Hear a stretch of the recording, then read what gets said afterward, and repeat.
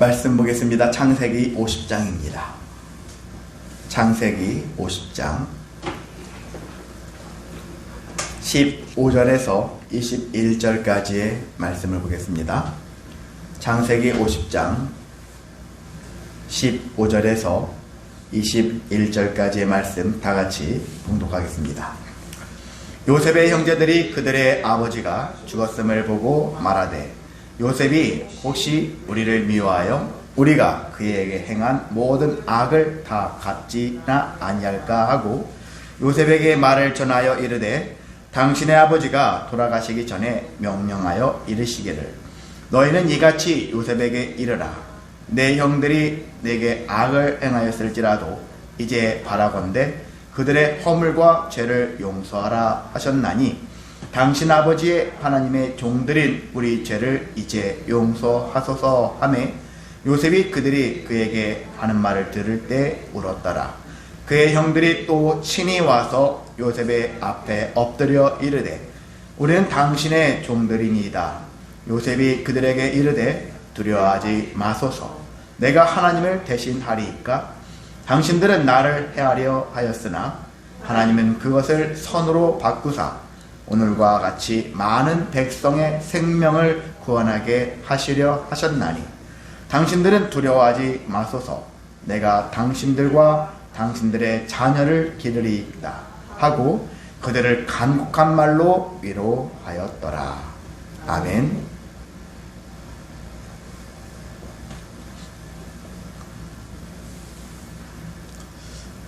네, 오늘 찬양은 대부분 인간편에서 우리가 살아왔던 것이 너무 힘들었고 괴로워서 하는 그런 종류의 찬양은 아니었어요.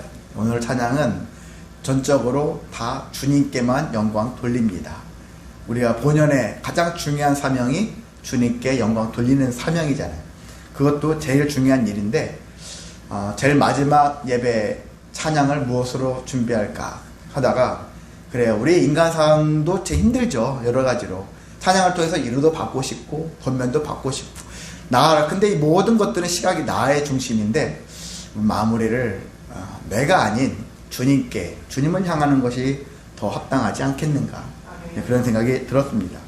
그래서 우리는 주님이 우리를 위로도 하시지만은 또한 위로 가운데 주님을 찬양하는 것을 계속 쉬지 말자 그런 마음을 가지셔서 한 해도 주님을 찬양하면서 마무리하시고 새해도 여러분 주님을 또한 어떻게 내가 더 많이 경배할까 하는 마음을 가지고 주님의 기쁨이 되시기를 간절히 소망하고 축복합니다. 네, 오늘 이 시간은 게임 체인저이신 하나님, 참 어렵죠? 영어가 섞여가지고 게임 체인저이신 하나님 이란 제목으로 함께 말씀을 나누고자 합니다. 게임 체인저라는 그 단어가 있거든요. 그런 말이 어떤 말이냐면은 어떤 일에서 결과나 흐름의 판도를 뒤바꿔 놓을 만한 중요한 역할을 한 인물이나 또한 사건이나 제품 등을 게임 체인저다라는 식으로 이렇게 표현을 한다고 합니다. 우리는 이제 인물에 초점을 맞춘다면은요, 그래 어떤 판도를 바꿔놓는 사람이라고요. 지난 월드컵 때 우리나라 축구 선수 중에 나이가 제일 어린 애가 있어요. 주아보다 1살 많은데, 제일 후반전에만 나와가지고 조커로 활동을 했었는데, 걔만 나오면은 게임 판도가 분위기가 확 바뀌어져요. 이상하게. 전에는 답답했던 경기가 걔 한 사람인데 그 한 사람에 의해서 뭔가 대단한 역할을 하는 것 같지는 않은데 뭔가 뭐라도 판도가 바뀌어지는 듯한 분위기. 야, 쟤만 나오니까 뭐가 판이 바뀌어지네. 이상하다. 희한하다. 그런 느낌이 들잖아요. 그래서 이강인이라는 선수를 게임 체인저다 이런 식으로 얘기를 하더라고요. 자, 그런 것 같습니다. 인생을 살다 보면 그런 사람들을 종종 만나거든요. 게임 체인저가 있어요. 근데 최고의 게임 체인저는 누구실까? 답은 이미 다 나와 있어요. 하나님 말씀은요 이미 다 나와 있는 답이에요. 우리 답을 다시 한번 상기시키는 거거든요. 설교 시간은 새로운 것들도 물론 준비하겠지만은 항상 아는 답을 다시 한번 복기해서 그걸 자꾸 내가 내 것으로 만들고 내 것이 되기까지 반복하는 것도 중요하거든요. 그래서 저와 여러분은 최고는 항상 주님이시다. 하나님이시다. 예수님이시다. 이것을 고백하며 살면 됩니다. 모든 것들의 최고의 최고는 하나님이시다.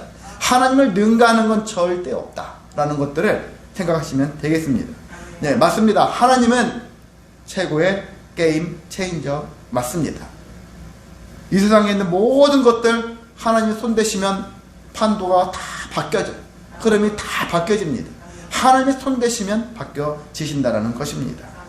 그래서 하나님, 그 능력의 하나님과 함께하고 있으면은요, 그 하나님이 바꾸시는 게임 체인저의 역할을 인간도 그것을 어느 정도 모양을 배워갈 수 있어, 닮아갈 수가 있는 겁니다.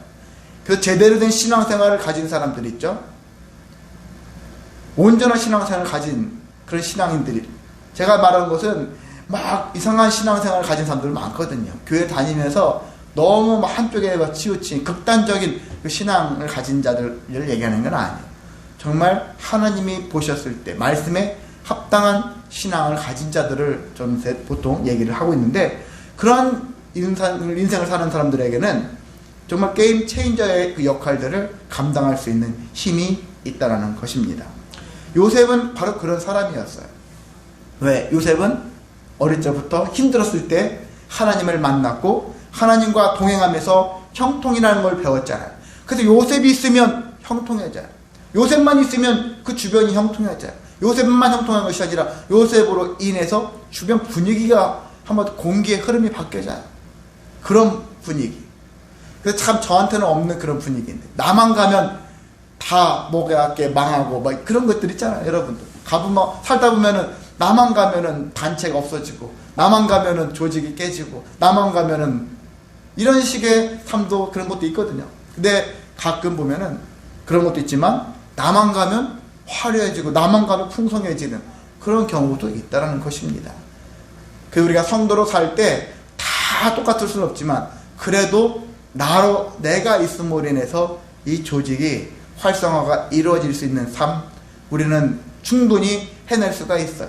나는 못하지만 하나님은 가능하시다.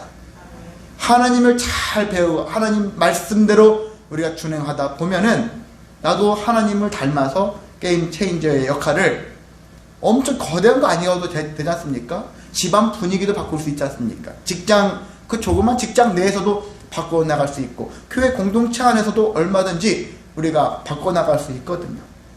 그래서 이 모든 것들, 왜 요셉은 게임 체인저가 될 수 있었는가? 정말 쉬워요. 왜 될 수 있었습니까? 하나님과 동행했었기 때문이다. 하나님의 관점으로 보았기 때문이다. 하나님과 동행하기 시작하니까요, 세상에 보는 모든 관점을 하나님의 시각으로 보는 거예요. 인간의 시각으로 보면은 원망 불평도 나올 수 있고요, 뭔가 막 저주하고 싶은 마음도 생기고요, 여러 가지 막 갈등적인 마음들이 딱 나올 수밖에 없어요. 그런데 하나님의 시각으로 보면 모든 걸 하나님 우리한테 보는 관점으로 세상을 보는 겁니다.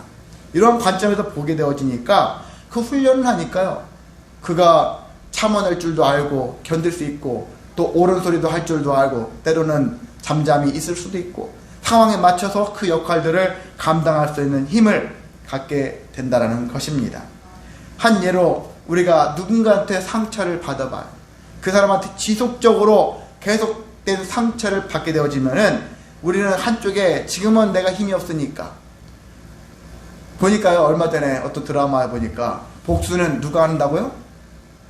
복수는 힘이 있을 때 힘 있는 자가 하는 거예요. 그래서 우리가 나중에 두고 보자. 내가 지금은 너를 이길 수는 없지만 내가 나중에 힘을 키워가지고, 힘이 있어가지고 내가 너를 힘 있을 때 복수할 거야. 이렇게 생각한다는 얘기죠. 그런 것처럼 우리는 나중에 그래 복수할 거야. 복수할 거야. 아니, 당장 복수하지 못할 때는 우리가 막 여기서 뺨 맞고 나가가지고 돌이나 돌 차버리고 그러잖아요. 돌뿌리 막 걸려가지고 넘어지는데, 그래서 남 탓하고 투사를 하고 막 이렇게 살아갑니다. 근데 성도는, 세상 사람들은 자연스럽게 그렇게 되어져요. 상처받으면 자기가 그 우라통 있잖아요, 여러 가지 분노, 이런 것들을 누군가에게 토로하든지 화풀이 하든지 나중에 쌓아둬서 복수를 하든지 결국은 악을 악으로 갚는 모습을 보이게 되어 있거든요.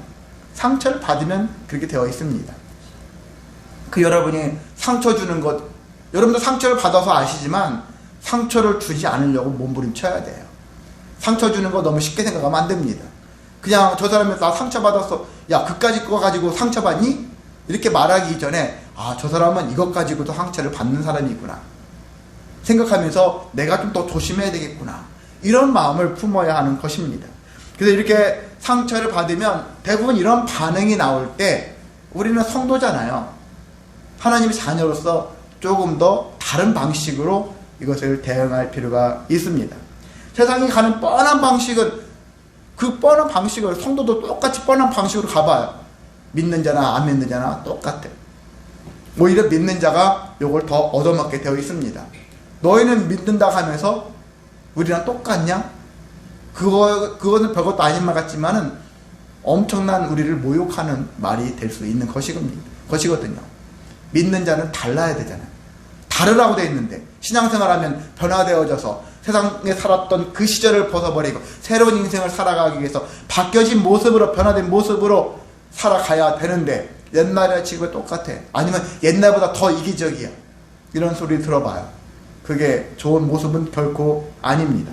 그래서 우리가 상처를 줄 수 있지만 또 상처를 받는다 했었을 때 이러한 모든 삶 속에서 이러한 방식, 대응하는 방식은 좀 바뀌어져야 되겠다라는 생각이 듭니다. 헨리 나우엔이 상처받은 치유자라는 그 책을 통해 가지고 이렇게 얘기를 했습니다. 상처받은 사람은 사람을 공격하지 말고 자신의 상처를 통해서 사랑의 사명을 깨닫고 타인의 상처를 치유해야 한다 라고 얘기를 하고 있거든요. 상처를 받으면 우리가 공격적이 되어지거나 되게 수세에 몰려있는 상태에 빠지는데 그 상처를 우리는 승화시키라는 거예요. 어떻게 해요? 사랑의 사명으로 깨달으라는 거예요. 내가 상처를 받을수록 오히려 내가 이 사랑을, 나의 사랑을, 주님이 주신 나의 이 사랑을 어떻게 내가 통해 다른 사람에게 사람을 이루하고 권면해서 이 상처를 치유할까, 이런 자세를, 마음을 먹는 것이 쉽지는 않지만 자꾸 하는 거예요. 요셉은 분명히 상처가 있었어요. 누구에게? 형들에게. 형들에 대하여 상처를 입었어요. 그것도 단순하게 뭐 어떤 욕설 한번 듣고 억울한 누명 한번 쓰고 그 수준이 아니에요. 형들의 그 행위 때문에 노예가 되어졌고 종살이를 하게 되어졌지 않습니까? 엄청난 오랜 시간 동안 그렇게 되어져 있어요. 무려 13년 동안 그렇게 살아왔어요. 그리고 여러분 같으면 마음속에 어떤 생각이 들었겠어요? 두고 보자. 내가 잘 돼서 너희들 그냥 다 박살 내주겠어. 이런 마음을 푸는 법도 하잖아요. 자, 그럼에도 불구하고 우리가 요셉의 행적을 보면은 그렇지 않다라는 것을 볼 수 있습니다. 요셉은 자신이 경험했던, 자신이 그 아팠던 그 상처들을 하나님의 그 사명으로 바꿨어요. 그래서 하나님이 나를 오히려 변화시켜줘서 이제 내가 사랑할 수 있는 마음을 갖게 하셨다라는 것들을 깨닫고 그런 것을 실천을 한 거거든요. 자, 찬양 중에 이런 찬양이 있죠. 하나님의 은혜라는 찬양. 나를 지으신 이가 하나님, 나를 부르신 이가 하나님, 나를 보내신 이도 하나님, 나 된 것은 다 하나님의 은혜다 라고 말씀하고 있죠. 자, 그렇습니다. 이것을 깨닫는 거예요. 하나님과 동행하면은요, 하나님과 계속 함께 하면은 이것을 깨달아요. 여기 써 있잖아요. 지으심, 부르심, 세우심, 보내심. 우리 일생이에요. 우리 일생. 하나님이 우리를 지으셨고, 하나님이 우리를 부르셨고, 하나님이 우리를 세우셨고, 하나님이 우리를 보내셨어요. 하나님이 이렇게 하셨다는 얘기예요. 나의 존재는, 나 된 것들은 결국 하나님의 은혜로 지으시고 부르시고 세우시고 보내심을 통해서 내 인생이 살아가게 되어 있다는 것입니다. 그래서 우리가 하나님과 동행하여서 게임 체인저신 하나님과 동행할 때 하나님이 어떻게 삶을, 세상을 변화시키는가를 배우고 나도 그와 같은 모습으로 그래 세상을, 하나님처럼 거대한 세상을 변화시킬 수는 없겠지만 적어도 내 가정, 내 교회, 내 직장, 내가 속한 그 무리들 가운데서는 충분히 변화시킬 수 있는 힘이 있다는 거예요. 그런 능력을 분명히 주님이 주시니까 이러한 모습을 우리가 가져야 하는 것입니다. 자, 오늘 창세기 50장입니다. 드디어 창세기가 끝나요. 근데 참 저는 아쉬워요. 우리 드라마 같은 거 뭐 어떤 거 끝나고 나면 아쉽다. 후속 안 하나? 후속편 없나? 막 이 생각이 드는데 전 창세기가 참 소중해요. 창세기 속에서 참 많은 것들을 발견합니다. 신앙이 뭔지를 알게 되어지고 하나님을 어떻게 만나야 되는지 알게 되어지고 정말 많이 흔들릴 수밖에 없는 이 인생 속에서 어떻게 해야지 하나님 붙잡고 믿음의 승리를 이뤄갈 수 있는가, 이런 것, 정말 많은 다양한 것들이 우리에게 내포한 것들이 참 많습니다. 여러분이 다른 건 몰라도 그런 창세기라도 많이 읽으셔 봤으면 좋겠습니다. 읽다 보면은 정말 하나님이 이렇게 역사하는구나, 하나님을 잘 몰랐던, 하나님을 알았어도 계속 두려웠던 인생들이 결국은 하나님을 인정하며 하나님께 영광 돌리는, 그래서 승리하는 인생들을 우리가 이 족장들을 통해서 많이 보거든요. 여러분도 그런 체험이 있으시기를 바랍니다. 자, 우리가 야곱은 이제 아들들을 불러 모았어요. 전체 아들들을 불러 모아서 후일에 너네들이 당할 일들, 너희들이 있게 되어질 예언적인 일들을 일러주면서 축복을 했습니다. 그 야곱이 축복을 할 때요, 어떤 축복을 했냐면은, 이 축복의 예언의 핵심은 결국 두 사람의 인물이 나오는데 그 인물이 바로 유다와 요셉이었어요. 여러 아들도 다 소중하지만 특히나 유다와 요셉에 대한 이 예언의 핵심이, 거기에 초점이 맞춰져 있다는 것입니다. 그러다 보니까 나중에, 그래서 그런지 몰라도요, 훗날 이후에 나중에 보면은요, 가나안 땅의 그런 땅의 지형을 보면은 남쪽은 유다 족속이 주류를 이루어요. 북쪽의 이스라엘은 요셉의 둘째 아들인 누구요? 에브라임이 족속이 중심 세력이 되어져요. 북쪽은 다양한 10개 이상의 그런 지파들이 형성되어 있잖아요. 근데 그 중에 제일 강력한 중심축을 이루는 게 에브라임 지파라는 거예요. 남쪽은 누구? 유다. 근데 제일 유다 전체, 가나안 땅 전체 중심 세력은 결국은 유다죠. 그래서 유다이고, 그래서 우리가 유다, 나중에 유대인, 그런 말도 있잖아요. 유대인이라는 것도 남쪽에 있는 유다, 이 계통에서 나온 얘기들이니까. 그래서 전체의 모든 세력들은 성경의 구약의 전체의 최종적인 그런 관점은 유대인들의 관점이에요. 유다인들의 관점이에요. 남쪽의 관점이라는 얘기라고 볼 수 있는 것입니다. 자, 그런 성경의 흐름인데요. 이 성경이 이렇게 써져 있는데, 예언의 핵심, 유다와 요셉, 이런 관점에서 나중에 훗날 우리 가문들이, 우리 족속들이 어떤 흐름으로 가게 되어질 것인가에 대해서 야곱이 후손들에게 계속 전하라면서 예언을 했습니다. 그런 다음에 야곱은 자기 개인적인 유언도 했죠. 내가 죽거들랑 우리 선주들이 묻혀있는 막벨라 굴에 나를 묻어다오 한 거예요. 나중에 가나안 땅에 가면 그때 묻어다오가 아니라 지금 묻어달라는 거예요. 지금은 가능합니다. 왜요? 왜 가능할까요? 요셉이 총리니까. 요셉이 능력이 있잖아요. 권세가 있으니까 할 수 있어요. 그러니까 가능한 거죠. 그래서 야곱은 자기가 막벨라굴, 아버지, 엄마가, 할아버지, 할머니가 묻혀있는 막벨라굴에 나도 묻히게 해달라, 그렇게 장사라고 명령한 다음에 147세의 나이로 숨을 거뒀습니다. 자, 요셉의 지시를 받고 50장이 바로 그런 내용들이에요. 이제 사람들한테 야곱을 장례를 치러야 되는데 먼 길을 가야 되잖아요. 이집트는 장례를 어떻게 하죠? 미라로 만들어야 되겠죠. 그래서 야곱을 미라로 만들어요. 미라를 40일 동안 다 이제 미라로 만들어 가지고, 그리고 70일 동안 가족들뿐만이 아니라 애굽 사람들까지 70일 동안 애곡을 해요. 애곡 기간. 야곱이 힘이 있으니까, 권력자니까 가능했던 것 같습니다.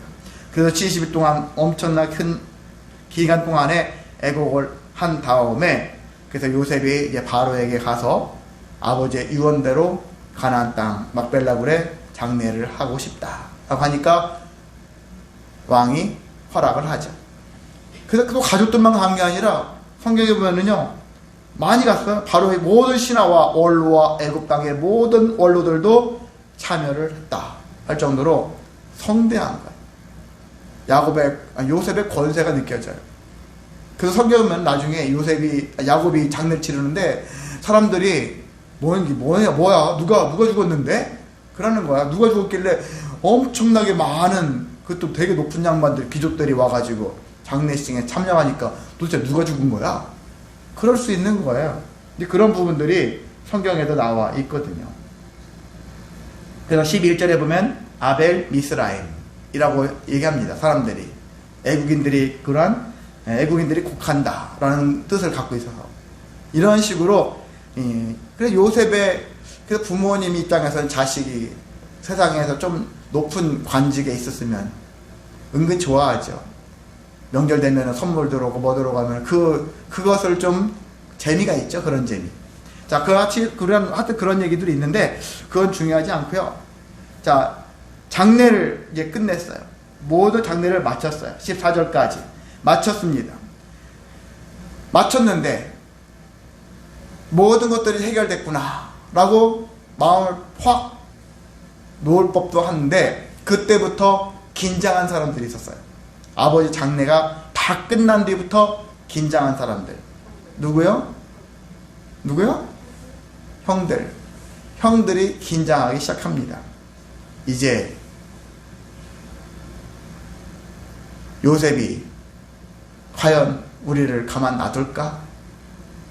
지금까지 가만 놔둔 이유는 아버지 때문이 아니었을까?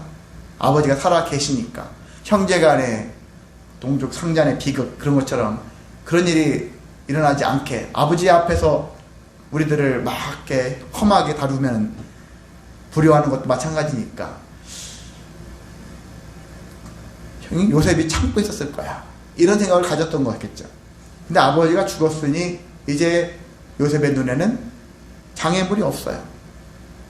원수를 갚는 거다. 복수를 하는 거다. 그것만 남았을 것 같아.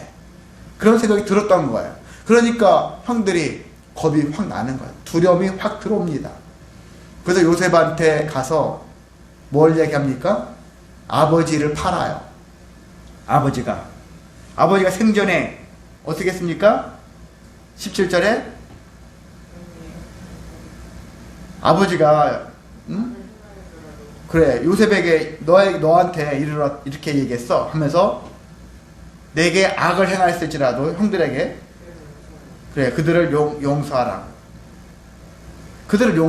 그렇게 얘기했습니다. 형들이 동생한테 이렇게 얘기하는 거예요. 아버지가 그렇게 얘기했습니다. 아버지를 파는 거죠. 아버지의 이 유언을 요셉이 거절할 수 없겠지 하는 마음을 가지고 얘기를 하는 거예요. 했는데 그 얘기를 들은 요셉의 반응은 뭐였을까요? 울었어요. 왜 울었을까? 일단은요, 용서라는 것은 누가 하는 것이죠? 우리가 당사자가 용서할 수 있어요. 억울함 당한 사람이 용서할 수 있어요. 그런데 용서의 가장 근본은 하나님이 하시는 것이다 라는 거예요. 하나님이 하시는 것이고, 그리고 요셉이 애굽으로 곡물을 살아온 형들을 봤었을 때 처음부터 시험을 했잖아요. 보자마자 시험을 했어요. 그 시험은 뭘까요? 골탕을 먹여가지고 복수하려고, 그것보다는 이 형들의 마음 상태를 확인하려고, 이 형들이 어떤 사람들인가, 내가 못 본 사이에 변화가 되었을까, 아니면 이전보다 더 악랄하고 더 탐욕스럽고 더 저주스러운 일들을 하는 나쁜 인간으로 성장했는가, 그걸 보는 것이죠. 그랬는데 그래도 형들이 요셉을 꽤 많이 감동을 시켰어요. 특히 누가? 유다가 엄청 감동을 했어요. 내가 대신 잡혀 있겠다. 그리고 아버지와 아들과의 그 관계, 그 끈을 막 얘기하면서 구구절절 애절하게 얘기를 하면서 감동을 시킨 말. 오죽했으면 그 얘기를 듣고 요셉이 참지 못해서 울음을 터뜨리고 형님들 내가 요셉입니다 라고 말을 했겠을까? 이렇게 요셉 입장에서는요, 형들이 정말 자기 자신을 회개하고 겸손하게 바뀌어져 있는가?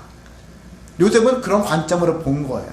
그런데 형들의 입장에서는 그 모습보다는 아버지를 계속 파는 거예요. 아버지가 살아 계시니까 우리는 아직까지는 안전해. 아버지가 죽었어. 그래, 아버지의 유언을 막 들이매면서 아버지가 이렇게 하라겠으니까 그 얘기를 더 잘 듣고 우리를 가만 놔뒀으면 좋겠다.